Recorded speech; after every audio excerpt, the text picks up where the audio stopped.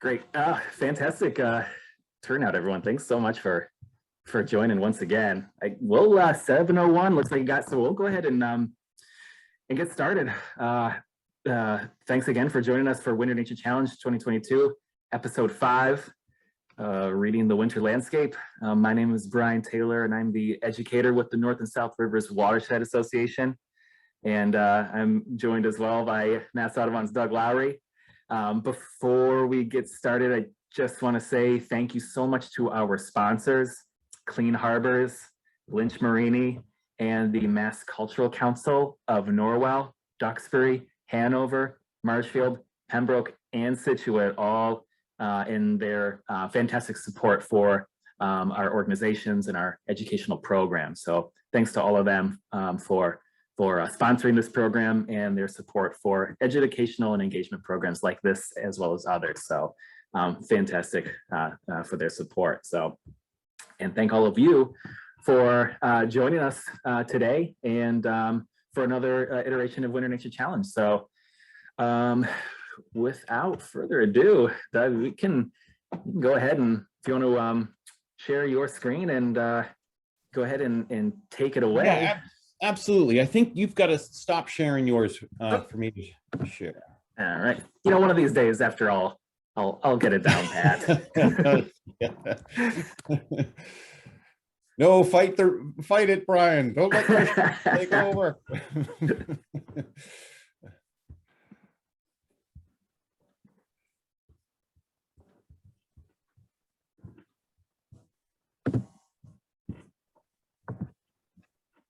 Great. All right. So yes, I'm going to pick up right where Brian left off there. We both of us really appreciate your choice to spend the evening with us here on a Wednesday night. This has just been a lot of fun. Brian and I can't say enough about how impressed and appreciative we are for your both your interest in this series, but also in the two organizations. We keep the more Brian and I collaborate, the more we realize just how much we have in common and how much fun it is to collaborate. So you'll be seeing more of this in the future. So yeah, Brian and I are going to take us across our landscape using basically the North and South Rivers watershed to do so. Once in a while, we'll jump out to a bigger picture regionally, just so that we're presenting things in context. But this is what tonight's could look like, not necessarily in this order. But we'll start off with a little bit of science of winter and what makes winter. We'll jump from there into the forces that have influenced our landscapes over time. Then we'll talk a little bit about what we define as our landscapes, different habitats, and what do we find in these different habitats and why. And then what do what does our landscape and its habitats look like in the future because the forces of change. So we're going to kick it back and forth and present kind of as a team. And we'll start off with the science of winter. So go back to your 8th grade earth science class probably, and we're going to see the spinning globe. And you'll probably remember or know this vicariously or through osmosis over your years that yes, the winter is cold up north because we don't get as much direct sunlight as those in the southern hemisphere. So yeah, the sun is basically directly, or the sun's rays are directly over the Tropic of Capricorn, because of the relationship of the Earth's tilt to the sun in its orbit. And so, yes, at the solstice, at the winter solstice in December, Boston gets about 9 hours and 12 minutes of sunshine. And then it gets much less than that. And as you have been noticing in the last 2 weeks in particular, just how much light we're getting at either end of the day. And then in December now, temperatures for Boston, the average high and low is 40 and 30. So there's not a lot of change in the temperature overall throughout winter. The days are cold, the nights are cold. Whereas in the summer or the bookends of winter, in the spring and fall, those differences can be quite substantial. Winter is just basically cold. This is a great point to understand the misconception that the Earth is further away from the sun during the wintertime, but in fact, it's actually the opposite. Right now, we're actually on January 4th is the moment when the Earth is actually closest to the sun. It's just what Doug talked about, that tilt is what really gives us our seasons. And right now, the Northern Hemisphere is tilted away. So yes, we are closer to the sun right now, but the tilt from where we are here in the Northern Hemisphere, North America, we're tilted away. So that sunlight does not hit us as directly as it does in the summertime. So that tilt that Doug talked about, at 23.5 degrees, that doesn't change. It's just as the Earth revolves around the sun, either during the summer, our tilt is, we're tilted towards the sun, whereas right now we're tilted away from it. So it's not, the seasons is not because we're closer or further away. It's just about that tilt in the angle of the sunlight's direct rays into our atmosphere. Excellent. And yes, and because we're coastal, what the ocean does has a great deal of an effect on our climate. The ocean tends to stay warmer. The ocean water tends to stay warmer in the fall going into winter and through winter than the air temperature. And so that's kind of, it plays into the engine of our climate and our weather. Here you can see the green indicates the air temperatures, the average air temperatures in comparison to the ocean temperatures. So you can see on the far left, January, February, the ocean temperatures are a great deal, on average, warmer than air, which sets us up for one of our big weather events in the winters. Is every once in a while we get these memorable northeasters or nor'easters. And there's a combination of things that need to happen, as you might know or already know or have heard before. But these are the factors. So very, very cold Arctic air comes down out of the jet stream. So all of our weather moves west to east. And so everything that we see happening to the west of us is going to happen within within 8 days as we see it. It travels across no longer than 8 days. And so here's what happens. So we get the cold polar air coming down. We have the warm ocean currents coming up out of the Gulf Stream. They mix off of, New Jersey, a little bit of Georgia, New Jersey, Maryland, in that area, and they come up the coast. And so low pressure systems, if you remember, their winds rotate counterclockwise. And so that's why we get the northeast winds when they hit us.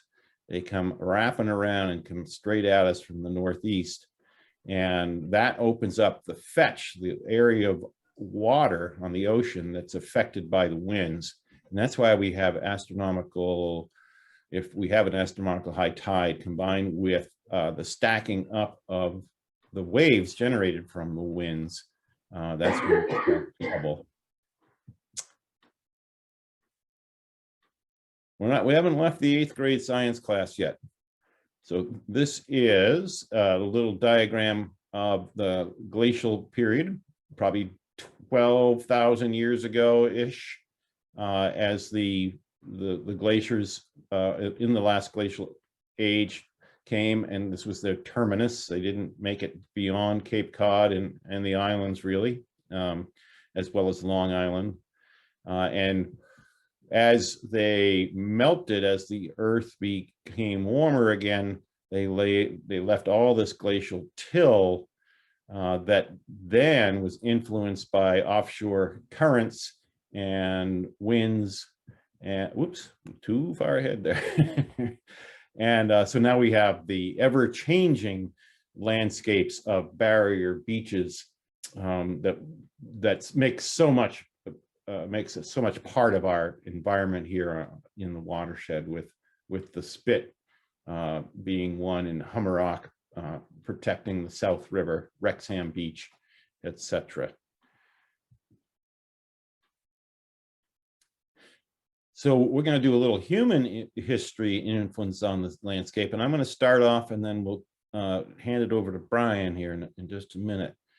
But what's happening across the environmental education field is an understanding, more sensitivity to the fact that we need to acknowledge that our present day communities are located on the traditional, contemporary, and unceded territories of several indigenous nations, and amongst them around here in Massachusetts, coastal Massachusetts, would have been the Massachusetts, the Mohican, the Nauset, the Nipmuc, the Pennacook, the Pocumtuck, the Wabanaki, and the Wampanoag. We're probably more familiar with the Wampanoag because of their proximity to Plymouth and areas of the Cape.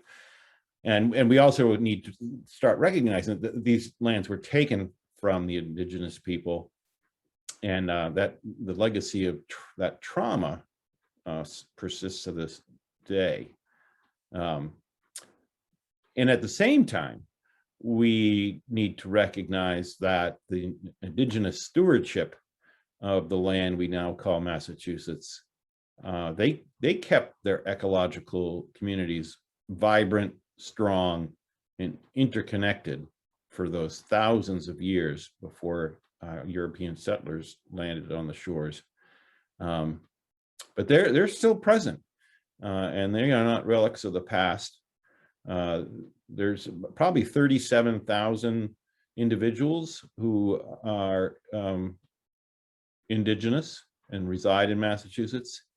And you look at the forefront of environmental protection and stewardship and climate mitigation, and they are standing in line. They are in the forefront of these. So we just recognize that yes, that there's a role model already out there, and we embrace it. Other effects, of course, as European settlers came in, was farming had a huge part in changing the landscape. Shipbuilding is one. I forgot to put a slide on that for that, Brian, but we can, that's perhaps for another time. But yes, farming had a huge impact. This is Peregrine White Farm on the South River, the old style postcard there. And then as farming and cranberry farming came to the area, then the communities that started up around it to support the industries got bigger and bigger, and voila, people need places to live. And so the landscape was impacted by that for sure. And then one of the things that we will be doing on Saturday, and that we invite you to do as you walk through any of the lands around here, is to look for indications of human influence. And one would be the drainage ditches of abandoned cranberry bogs that still exist in a lot of red maple swamps and wetlands.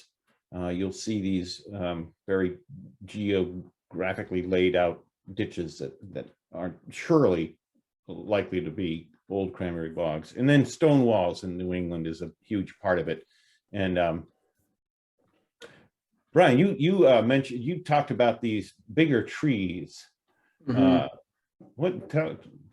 What's going on there? Yeah, well, that's a great point. This is a good picture too, because obviously walking through the woods here in New England, you see a lot of stone walls that still remain. And sometimes, often you can see a very large tree. A lot of them are struggling or have since died. That is in and amongst a lot of younger trees. So that one tree usually is around a lot of times a stone wall.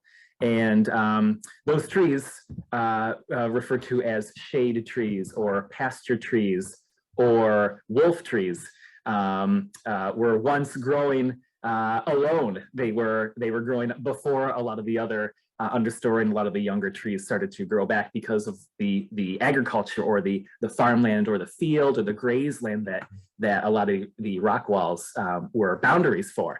And so they would allow those big trees to not only continue to mark the boundaries of some of these lines, but also to provide shade for their animals. And so these trees had no competition around them, so they grew incredibly wide, usually a lot of oaks, and branching out wide rather than tall, because they didn't need to reach high up for the sun because they had no competition. And so nowadays you'll see these big old struggling trees surrounded by lots of younger trees, and they're starting to die and their limbs are starting to fall because they don't get as much sunlight. And of course they're much older too. So keep an eye. These are not old growth trees. These are just trees that were growing back during the time of early colonial days, or even 150 years ago, back when the land was managed so much more differently than it is now. So, but you can still see it today. But check them out now because they are not lasting. They're dying, and the landscape is changing just like it has always been. And yeah, it's also an indication as you look into those forests that have grown up, you'll notice that a lot of the trees are the like sizes because well, 100 years ago they were gone. There was pasture land, farmland, and so since then everything's grown pretty much at the same rate. So that's why everything looks so uniform in size in a lot of places. And Brian, this is your forte. Oh, geez, yeah. So dams and mill ponds. Boy, I mean, what town doesn't have a pond named Mill Pond or Forge Pond or Tack Factory Pond? Our waterways around here are so heavily manipulated over the past 400 years, and because people were looking for work, they needed their mills for their grist, for their lumber, for production, for work. And so however, a lot of that industry remains today, even though the factories, the forages, the tack factories are gone. Unfortunately, a lot of those impoundments and manipulated waterways are still there. Of course, the historical significance is incredibly interesting. However, the ecological influence of some of these old dams and relics of the past it can be incredibly damaging and not beneficial to local wildlife, especially, well, of course, since spring is right around the corner, I can't help but think of the river herring that a lot of these, one of many species that a lot of these old dams prevent from accessing their historic spawning grounds. And so there are ways to work around this. Removing the dam is usually the best way, although that might not always be an option due to it being a beloved pond and but fish ladders are another way to help, but they're really sort of just a nice try. The best way is just a natural free flowing stream for many reasons. And ponds, a lot of our pond, I could go on talking too long about, so these are some photos from around the area. Actually, I think that is that Tack Factory Pond right there in Norwell. Yeah, because that dam is gone, and now it's a beautiful little rapid around the rocks there. But definitely you can go and see a lot of this early infrastructure out there today. Well, speaking of infrastructure, we're going to take a giant step back and look at the context of some of the structures we have right in our backyard and along our shorelines. This slide is a pretty sobering slide.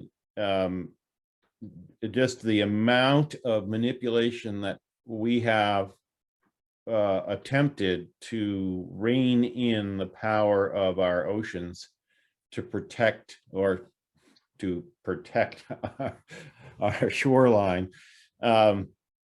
And you know, it's a subject that deserves its own night. But just for wow factor, I guess, is so our seawalls and our jetties are in company all along our coastline. Yes. So that's a little bit about the human influences. And now let's define a few of our habitats. And I think Brian and I are just going to play off of each other as we go down this list. So this is a cross-section of Daniel Webster Wildlife Sanctuary, but it could be many other open grasslands that we have in our area. Stetson's Meadow, any number of places. And so we have the urban habitat, you know, places that are well developed, lots of structures, often adjacent to these areas that are protected. I'll take a few and then we'll hand it over. Riparian habitat, so areas surrounding our rivers, and boy, do we have a lot of rivers that have been so influential in our development of our landscape, but also our human use of the landscape itself. Both estuaries with saltwater influx, and also some much further upstream freshwater riverine forests.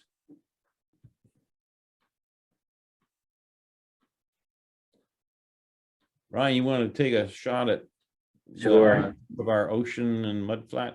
Yep. So mudflat, salt marsh habitat, like Doug was saying, a lot of our coastline, estuaries, the North and South River, Green Harbor River, has a lot of salt marsh habitat, mudflats along in areas that are tidal zones. Of course, we have our ocean habitat as well, which plays a major role in our climate and our wintry landscape. Of course, we do have our edge and boundary habitat, which is often forgotten about, however, is still an incredibly important and vital habitat. Nowadays, probably the best example is a human manipulated habitat, which is a power line right of way, that fringe that where the forest meets the field. Here in Massachusetts, we lack a lot of our old prairie, our grasslands. We do have a lot of lawns and we have a lot of farmland, but that's not really what was here before. A lot of our fields and grasslands are no longer. And so those boundaries between that type of habitat and the forests is where we get a lot of specialized animals, a unique habitat that we often don't really think about, where a certain habitat meets another. Obviously, the forest habitat, and then littoral and limnic zone. Limnology, limnology, the study of open water, lakes, ponds, littoral zone along the banks. So our wetlands and that we have here. And of course, our airspace. We are lucky enough to live in an incredibly diverse area with many, many unique habitats here in our watershed, in our Southeast Massachusetts landscape. Excellent. So now we're going to dive into some of our ambassadors, if you will, of winter, some of our flora and fauna that find their way in here in the winter, whether they're visiting, whether they're permanent, or eruptive. But we thought we'd start with this dynamo. So this is a golden crowned kinglet, and it is an incredible bird. And let's just take a look at it for a minute before we describe some of its adaptations.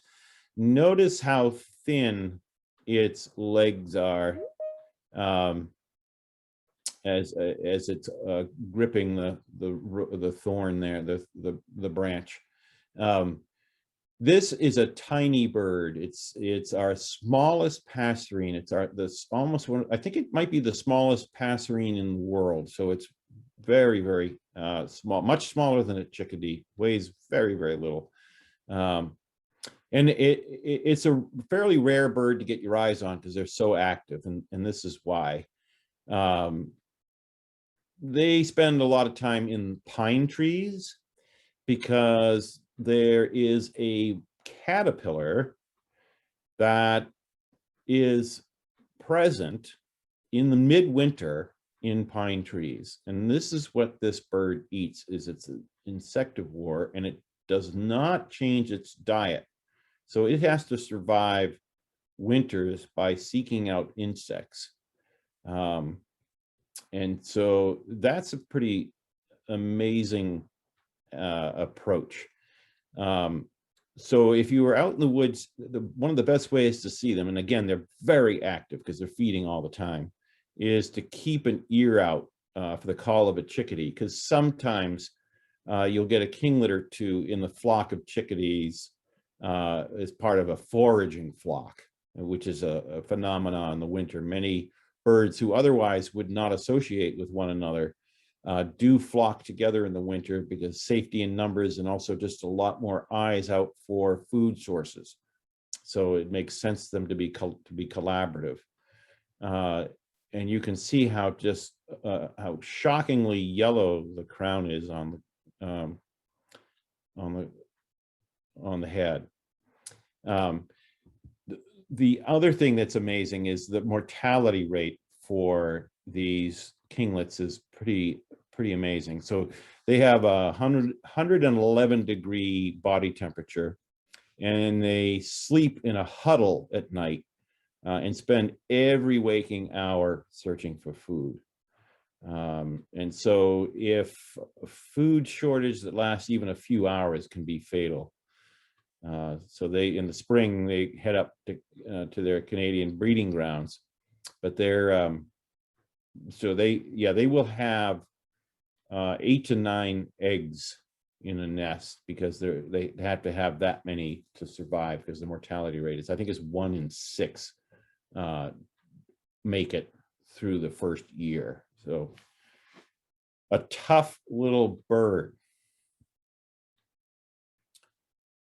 Other ways wildlife works through winter is MASH. We'll use the MASH. So migration, they can remain active. They can sleep a lot of it off, not a hibernator, but a sleeper. Then you've got the true hibernators, which there are many less than you think. And then there's the semi-hibernators as well. So let's just look at them real quick here. So yes, the migrators, you don't see them in the winter. They're gone, like the monarch, like a lot of our songbirds, our warblers, etc. We do have a number of species of fauna that remain active: coyotes, fox, and some that Brian's going to introduce here in just a minute. Then we have our sleepers, skunks being one of them. On the coldest days and nights, they will go into dens and sleep it off, and it might be a week or two, but they're not hibernating. One of our true hibernators is actually the groundhog. Our chipmunk hibernates. They get down and they're done for the season. They'll get into their dens and sleep it off. And then we have these semi-hibernators like the black bear, which we now apparently occasionally see come through our area. They're not going to live here as of yet, but they sometimes will move through. Now, Brian's going to take us on a little mystery tour here, and he's got some mystery challenges for us.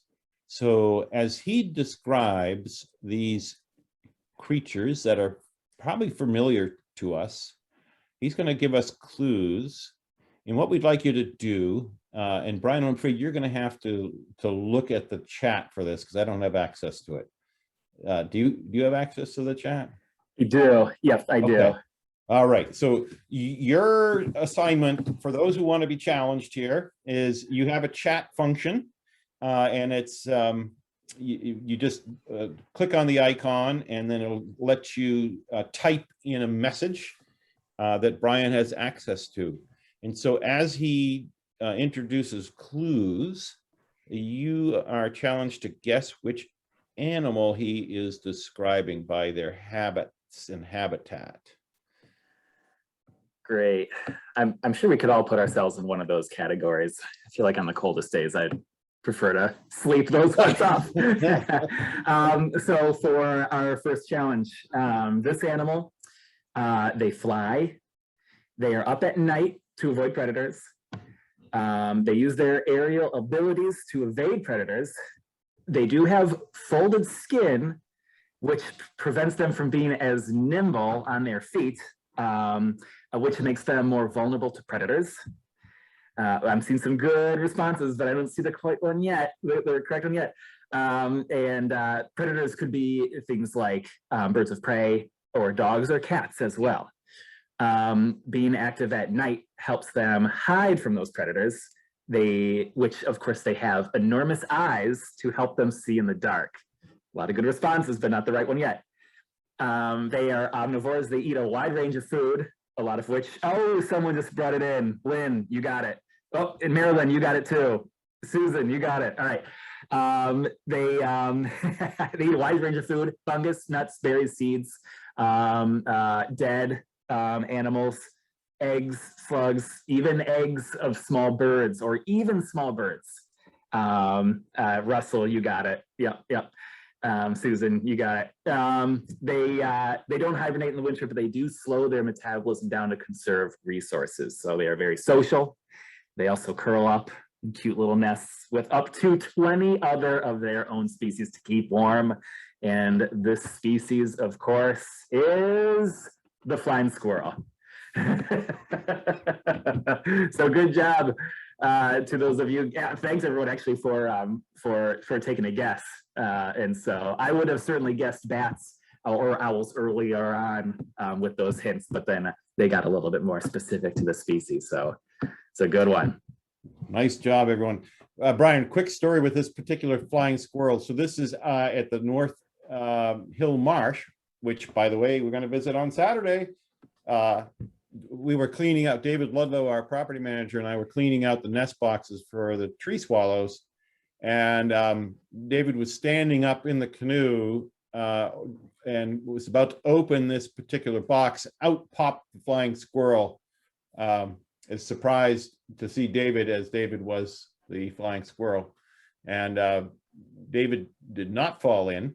But what we remarked, the depth of field in this picture is a little discombobulated, but we were out off the shore, and for the flying squirrel to get to this particular dead cedar snag was simple. I mean, it would fly from it would glide from one of the higher trees and make a series of landings on different trees to get to this point.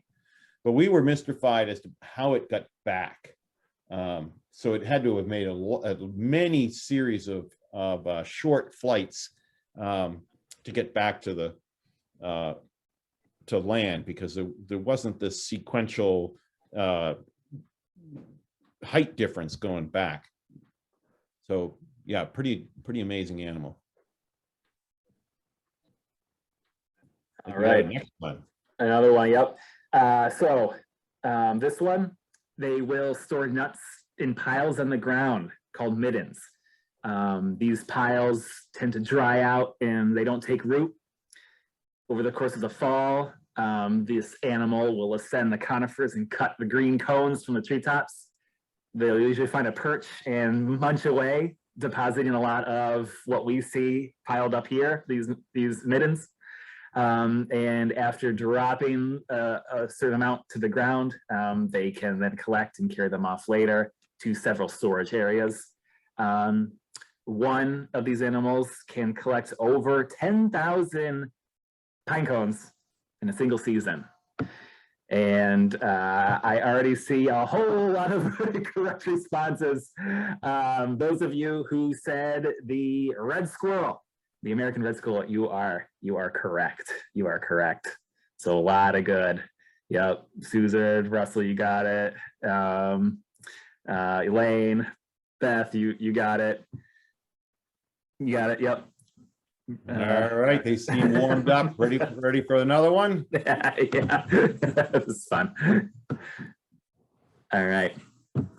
I don't see. Oh, okay. Yep. So you can see these in city parks around the neighborhood, that they are actually forest dwellers. But much of their natural wooded habitat has been converted into farms or urban spaces. So they have sought refuge in places where they don't have too many predators, like in our backyards.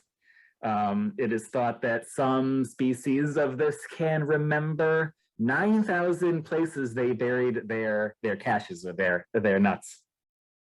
When they find an acorn, this is probably the giveaway, it has two choices. It can eat it or it can bury it for later, especially later in the cold winter. Some acorns, like that of the white oak, sprout quickly, which makes them less tasty. However, this animal tends to eat these acorns right away, but then bury ones like the red oak acorns, which have a longer germination period. And so in mass years where there is a overabundance of a lot of acorns, they can also use their sharp teeth to remove the embryos, enabling them to store certain acorn species to last longer. And so even if it is not a mass year, they will prepare when there is an abundance of food to prepare for later when there is not. So any guesses? Yes, a whole lot of correct responses here. And so it is, of course, the gray squirrel. So nice job to those of you, a lot of you who said the correct answer. I'm sure we've all seen one of those guys before. Excellent. Brian's going to be back in a minute with some more of those mystery challenges.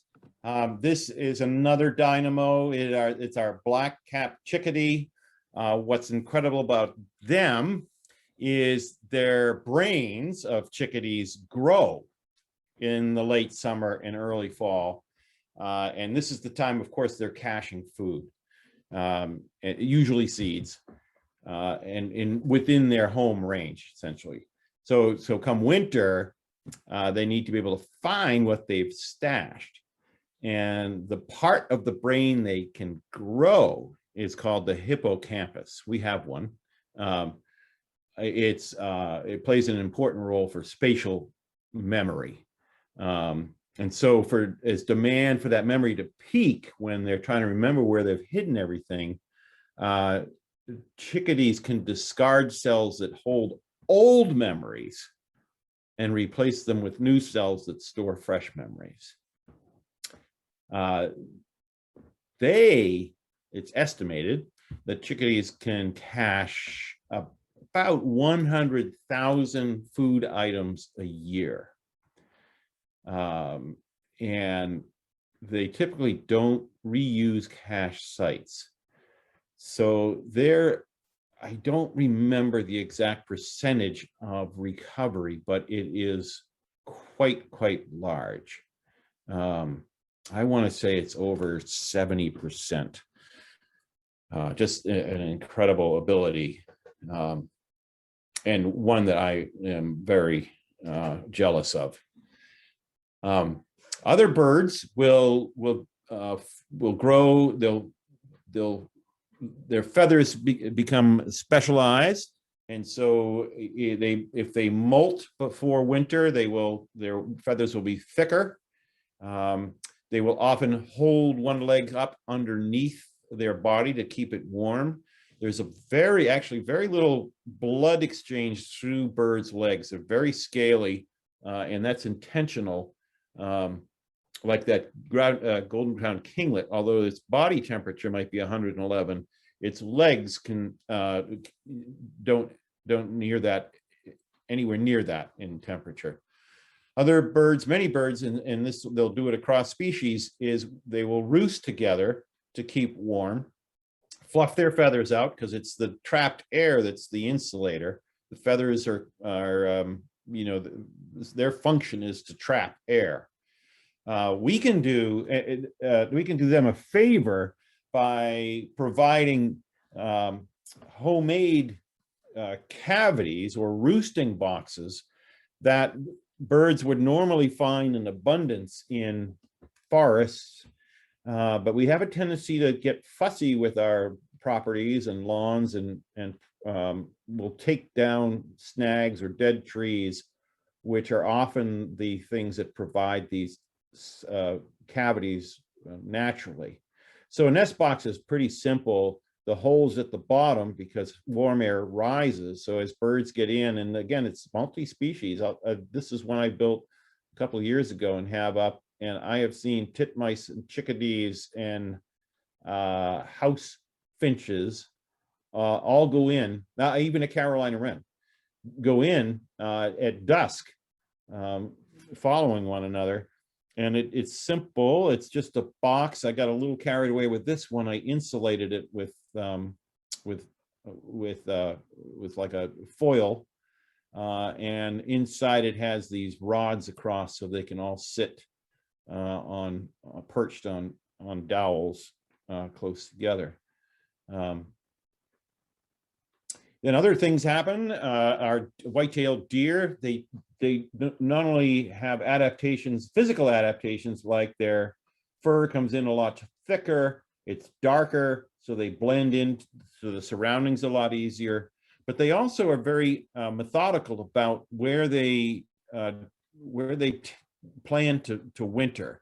They will often go into what we call deer yards, often evergreens, because evergreens have better protection qualities for weather.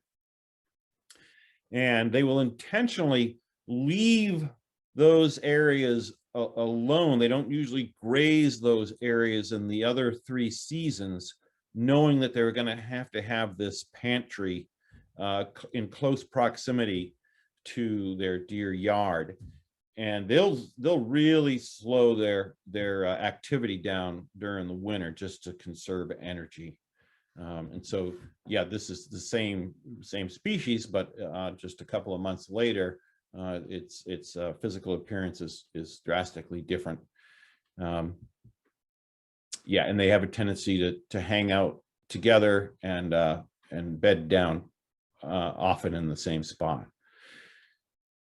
We are going to jump into the Subnivian layer, and then Brian's going to talk a little bit about some of the mystery challenges in the Subnivian layer. So in short, and I see our time is flying by, very short. So what happens when we do get snow cover, there's an area in between the earth and snow known as the Subnivian layer, and it's Latin words for sub and neves for snow. And it occurs for a couple of reasons. One, the weeds, plants, grass, what have you, supports it, supports the snow off the ground. And so we have this structure sometimes that creates these air pockets where the snow does not fall all the way to the ground. Another thing that happens is the earth, of course, by this time is a little warmer than the snow.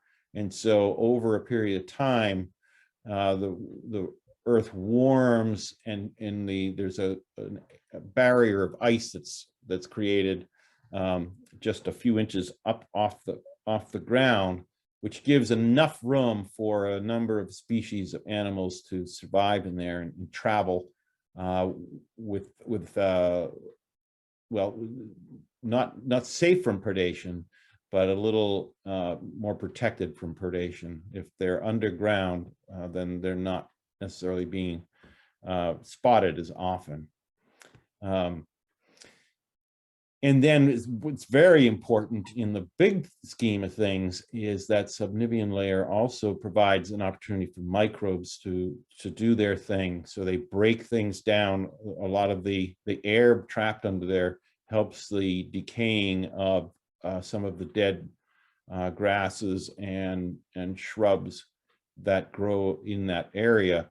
And you've probably heard this term that snow is a natural fertilizer, and this is why, because the microbes have a chance to break things down into nutrients for sure. And then how do animals access this subnivian layers? Well, there's a number of ways. Here you can see these heat sinks, if you will, the trunks of the trees and rocks where they're solar collectors, and the snow is going to melt there first, which opens up access to the snow, under the snow. And certainly these are also places animals will spend some time because it's warmer, and those rocks are often warmed up and will stay warm into the night. And then this is evidence of, as the snow is melted a little bit, these are tunnels made by the eastern meadow vole, and often in the snow they need to open up areas so that these tunnels have oxygen through them. So these are like air holes. And what happens is in the winter predation goes up because our predators' metabolisms, well, everything does, predator and prey, but our predators' metabolisms go up and resources decline because of the availability and the difficulty it is to find resources. So they get clever. And so here is Brian's next mystery challenge. So yeah, so within that habitat, there's a couple predators that are hunting those animals that Doug was talking about. So they're hunting things like voles and mice, and they are going through, I almost used the word to describe what they're doing, which almost gave it away. They're going through those tunnels leading to the, through all the living spaces that those animals have made in the subnivian zone, doing so with their narrow, slender bodies that can slide easily through the small openings. So there's a couple different animals that you can say here. I see a couple. Yep, I see. Yep, I see it. So these animals, they're in constant motion. They hunt in these zones. They love eating voles and mice, and so they are within the subnivian layer. They're not above it. They will follow these animals through this network of tunnels. And I see several good correct responses here. This would of course be the weasels or the long-tailed or short-tailed shrews as well. So I saw a lot of really good guesses here, especially some of the animals that would be hunting above the surface are listed here as well. And so, but the ones in this particular habitat would be, of course, the weasels and the short-tailed shrew. Excellent. Yeah, now we're above the ground, the supernivian layer, and this is where some of your guesses probably landed. Red fox and its typical pouncing behavior, and there's certainly lots of birds of prey that'll do the same.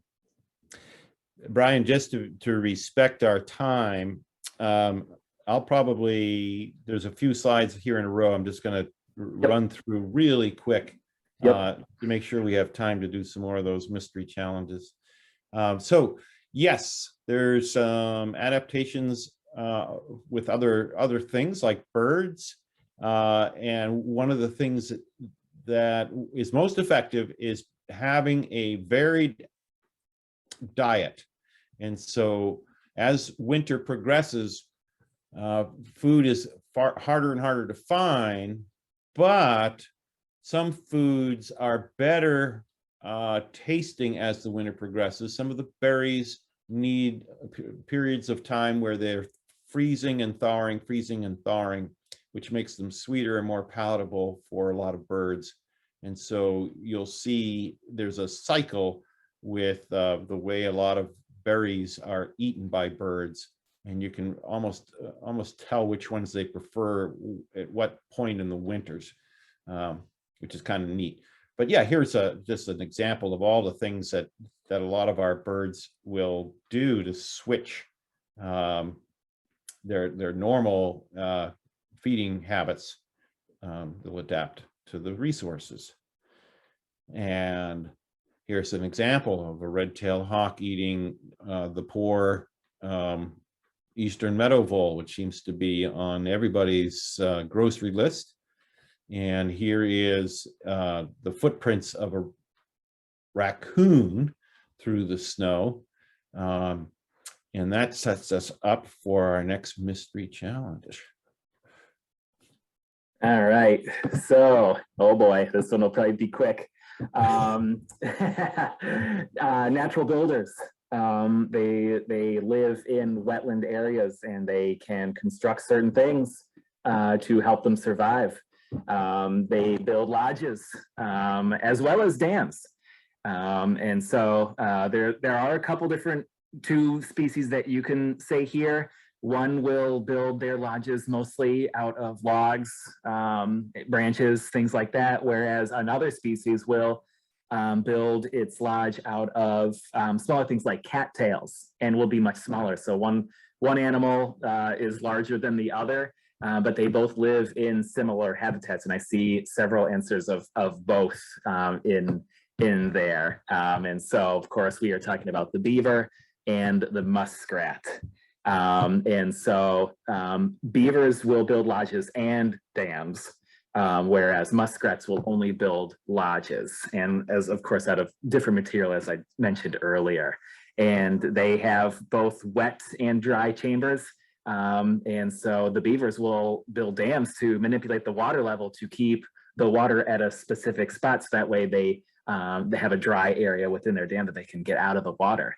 But of course, these animals are incredibly efficient at maintaining the body temperatures, both under wet and dry conditions. Of course, the muskrat, named after because it has this oily musk that it uses to help repel moisture off its body, just like a lot of birds actually will as well. So cool. We can see a lot of muskrats in and around the watershed area, beavers as well. I know that Doug mentioned that there's a beaver in the North Hill Marsh in Duxbury, where we'll be on Saturday. There's also an active beaver dam and lodge at Jacobs Pond as well, back in the far back by the bridge. You can't see the lodge, but you can see the dam from the bridge there in Norwell. Yeah. Oh, did I?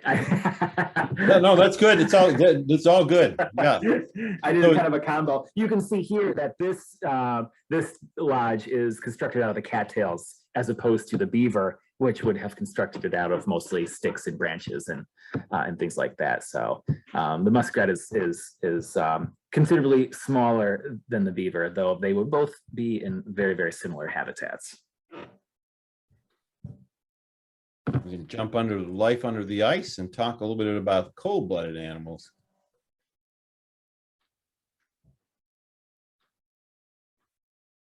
You want to run this mystery challenge of the amazing. Oh yeah. Yep. So this Almost animal, several animals could be lumped into this particular species. They survive these harsh northern winters by hibernating deep underwater in ponds, lakes, and streams. They are cold and dormant, but their body temperature never falls below freezing, though it gets pretty close. This particular type of species has a different strategy. They hibernate by nesting down into the leafy litter on the fourth floor. The leaves, the duff, all that, and the overlying snow can give some type of insulation, similar to the Subnivian layer that we talked about earlier. And so they are not protected from sub-freezing temperatures as they would be if they were chose to the underwater strategy. So let me take a look at any particular. So there's good. I see the the salamander, the newt. These would all be species, I believe, that would be under the water. Can anyone think of one that would not? It would be in the same sort of, in this invertebrate, a cold-blooded vertebrate that lives and spends a lot of its time. It starts its life cycle in the water, but might leave the water And so I see, so toad is a good guess. Toad is a very, very good guess. They're getting warmer. They're getting warmer, yeah. So, oh, there it is, Elaine. Elaine, Susan, you both got it. Wood frog is the one that we're talking about here. So they prefer that leafy litter on the forest floor. And they are subjected to colder, harsher temperatures, but that's how they make it work. And their advantage for doing that, for actually freezing and then thawing out, is they get a jump on all of the other animals. They're out and about before all the other animals, so they get kind of prime real estate for their mating. Yeah, and then other cold-blooded animals, of course, remain active under the ice. In fact, you can see them if you get to places where the ice is thick enough to stand on safely, but also clear enough to look down through. You can see turtles, fish, and insect larvae moving about, tadpoles. They're just slowing things way, way down, but they're still functioning. Yep. A cool little point to that, when we did the insect walk with Blake earlier in the season, we had a few folks. Russell, I see that you're here. We saw a bullfrog tadpole under the ice. Of course, in a completely harsh environment, it was amazing to see that there are amphibians still out there doing their thing, even when the water was unbelievably cold. Yeah. Excellent. We're going to talk briefly about deciduous and coniferous trees. So here we go. Deciduous trees, as you know, they lose their leaves, and there's a reason for that. They lose their leaves in the winter, so they reduce or actually almost cut off water loss. 90% of the water a tree takes up in its roots is transpired through the leaves into the air. And so to conserve water during the winter, deciduous trees just shed their leaves. They create an abscission layer, which is basically a scar. They cut off their leaves. They just slowly cut off the water access to the leaves, so the leaves then die. So it leaves a scar where it remains. The leaf falls off, and it basically seals to prevent water loss, and it also prevents cold from getting into the tree.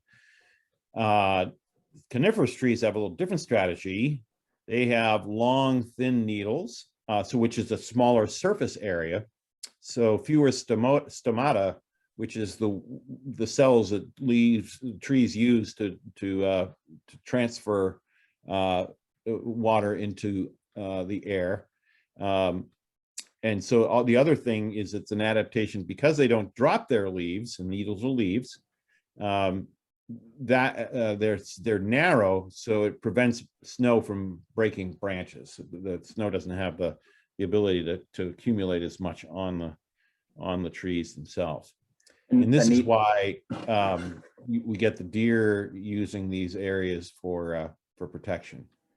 A neat little point to the deciduous trees losing their leaves. It's interesting. It actually takes energy for a deciduous tree to expel its leaves, which you wouldn't think would be the case. But when we see, especially from our last nor'easter that came about when a lot of trees, especially oak, still had its leaves on there, you can still see a lot of the damage from that fall storm, because those branches that broke off from that living oak tree, those leaves are still stuck on, whereas now all the living oak trees that survived the storm expelled their leaves. So you wouldn't think that a tree would ever require energy to shed its leaves, but it actually does. Pushes them off. And yes, if you've been around long enough, then you have had the ability to see trends and probably know the difference between weather and climate. This is a chart that shows our annual spring snow cover in the area, and you can see that, yes, the trend is we do not have the snow we used to, especially in the spring. Our springs are coming earlier and earlier each year. Our winters are bizarre, if for lack of another word, that extreme fluctuations in temperatures and weather. But the overall trend is that they're lasting shorter, and it has quite an effect on the environment. These next two slides, I think I'm going to make a decision, Brian, that this might be good for another talk on spring, just to be cognizant of people's time. But what you'll see soon enough is the Earth becoming alive again with solar power just driving the whole system. And we'll run through this real quick. One of the phenomenons that you'll see in late March is the spring ephemerals, these first wildflowers that come out of the ground. And why they are so early and why they are so fleeting in their lifespan is because they take advantage of the fact that trees don't have a canopy, so the ground gets warm fast and the water table is high.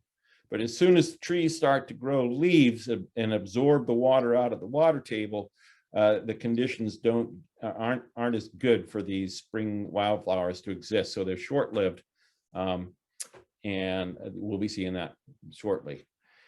And then we're going to kind of finish up with the evidence, and this kind of goes back to last week's presentation of ghost forests along salt marshes, and these are red cedar trees that have been drowned in the last 10 years or so, and you see it all along our coast. Anywhere you go, in behind Wrexham Beach, any place where there was red cedars growing near the rivers and estuaries or salt marshes edges, they're dead, or dying.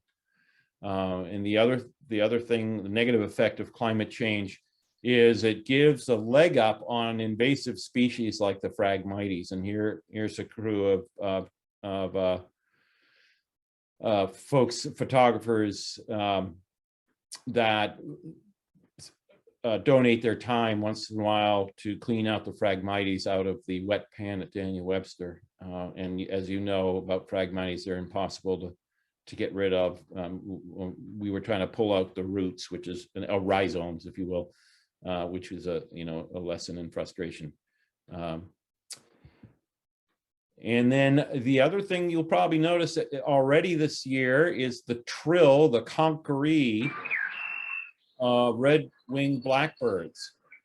The males, which is on the left, usually would come back. Many of them are overwintering now, but there'll still be some migrants coming back. And when they usually came back around March 17th for many, many years, or just around mid-March, and they would start establishing territories where the females would arrive a month later, and then utilize the territories the male has established for building nests and raising young.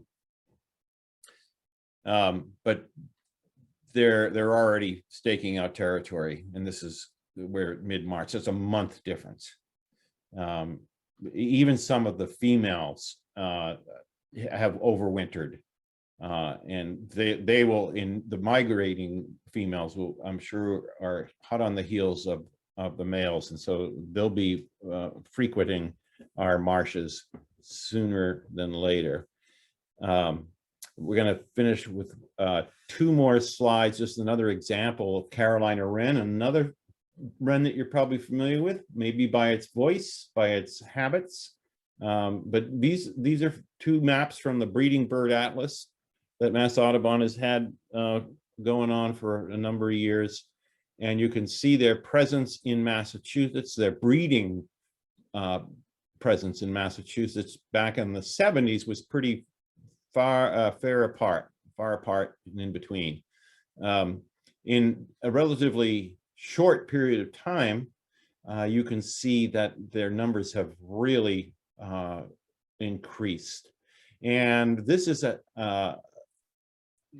this is because of the climate changing. Now, every once in a while, like the winter of 2015, when we had so much snow cover for such a prolonged period of time, it decimated the population of Carolina wrens that had moved up into the area, because they starved to death because there just wasn't enough food or access to the food. But since then, we've had many mild winters, and their numbers now this winter are rivaling the numbers that they had established in 2015 before the really bad storm, the winter of 2015. So just another indication that things are warming up, and anybody that knows cardinals and titmice and red-bellied woodpeckers in your youth, if you're of our generation, 50, 60-year-olds, you did not see them here in New England and in Massachusetts, but they're certainly a huge part of our environment now. So now we'd like to finish off the evening by throwing out an invitation. Brian and I would love to host a number of you this Saturday from 2 to 4 at the North Hill Marsh. And registration is required. And so the Watershed has been good enough to have a link here. You can, another way, Brian, is to go to your website probably. And Yep, under events, I'm going to quickly try to throw a link down in the chat for everyone, but it's just nsrwa.org/events, and you'll see it right there under the Winter Nature Challenge. So this one's the Winter Forest Walk with Matt's Audubon and the Watershed. So it is free, and it is first come, first serve. It'll be a small group. So if you're on the waiting list, it'll let you know. And if we do, please feel free to sign up, because if we do get enough of a waiting list, we'll make a second run. So, right, Doug? You said that, right? Absolutely. Yep. Yep. I'm going to stop sharing here, Brian, so that I have access in case there was some questions in the chat or. Sounds good. Let me, if you want to take a look at that, let me pull up that URL and just toss it down in the. Oh, okay, yeah. I mean, when you're doing that, I'll maybe field some questions, or again, I'm just going to wax poetic about both organizations, but yes, we would love to see you join us. Brian and I are dedicated to finding more opportunities to collaborate. He's so fun to work with. And if you've been on a program with him, you know that. And so, yeah, we encourage you to join us, and we would love to have this thing fill to the point where we'd have to run another one. So, and thank you so much for joining us tonight. Yeah, and we look forward to seeing you. I'm looking through the chat here. There's a lot of good points in there. Yeah, awesome. We do look forward to seeing you. This is what, half over? Are we half over with the series, Brian? Yeah, more than that. This is 5 out of 8, so 3 more. All right. Yeah. So yeah, check the various websites and see what's on store for the next 3 weeks. And yeah, would love to see you again in person as much as we can, and certainly online. Yeah, absolutely. And this, Doug, once again, this is just a fantastic presentation. I always learn so much working with Doug, and this just makes me a better naturalist and environmental educator. So I put the link to the event in the chat. And so, like I said, it's free, first come, first serve, and feel free to sign up. Next week, session 6, wow, will be a really exciting presentation I look forward to by Joe Franquise. He is a USDA entomologist, and he will be talking about spotted lanternflies and their imminent threat to our forests. And so if you joined us on week 1, you will have heard Blake Dinius, the Plymouth County entomologist. He broached the subject about how he would love to do a talk about spotted lanternflies, and so, well, we get to have one now. So join next week. It's same link. If you clicked to join today, it's the same link to join for next week. So I'm looking forward to that. With that, just a quick thank you to our sponsors once again: Clean Harbors, Lynch Marini, Mass Cultural Councils of Norwell, Duxbury, Hanover, Marshall, Pembroke, and Scituate. Thanks once again for your support. Doug, is there anything that you want to add?